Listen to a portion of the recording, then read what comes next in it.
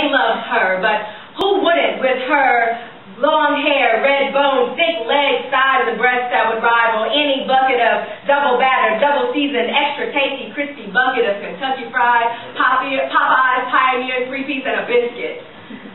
And her smile stretched the smooth Mississippi mud hills that rose between her ears every time she showed her mouth full of dazzling curls that would brighten even the darkest of miscellaneous liquid-filled crack-whore alleys. And her voice would command large audiences to participate in Negro spiritualesque call-in responses. She would call, and all the men would respond, and she never turned them away. She wrapped them in blankets of her arms, and she loved them to the last drops of their masculinity oozed out as they slept like babes in swaddling clothes, dreaming of red-bone Mississippi mud pie. And she gently placed them on the porch just before the milkman had time to make his daily delivery. And then she rolled. She rolled on, 'cause my grandma was a rolling stone. And she rolled on to the next man, 'cause there was no time for relationship in her world of relations. It was the time for good times, and good times were meant to be had by all. So she worked it and she twerked it. She put the thing down, flipped it, and reversed it. And then she birthed it.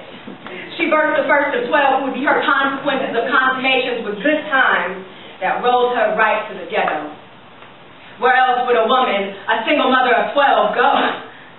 After all, there are no food stamps, Section 8 Medi-Cal, WIC, government cheese, and peanut butter that can help you when you're stuck trying to roll 12 deep. But my grandma was a rolling stone, so she kept on rolling, and she rolled her way right to every free food, free clothes, free child care, Medicare, hell, anybody who could care, who would help her raise her children without the men she kept locked in the break-in-case of emergency class.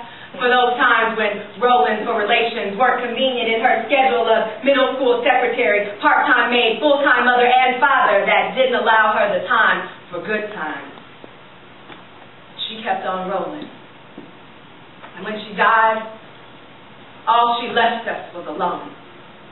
Alone, wondering why, amidst all her rolling, she never rolled away enough time for herself. While her children were left fatherless and motherless at such a young age, forced to raise each other and their children, never knowing that grandma was more than just a rolling stone. But if my grandmother was a rolling stone, then I want to roll like her. I want to roll like the woman who succeeded when not only all of the odds are against her, so is everyone else. And I want to roll like the woman who gave those men a taste of their own medicine. Love them and leave them, and keep looking till you find the one who fits your description of midnight lover, hard worker, not afraid to get his hands dirty, spare the rod but spoil mama, because when you're good to mama, mama's good to you. And I want to roll like a woman who in her short years on this earth managed to raise independent women who would be military mothers who would manage to raise a girl like me. And if that's a rolling stone, then I want to roll just like grandma. Because my grandma was a rolling stone.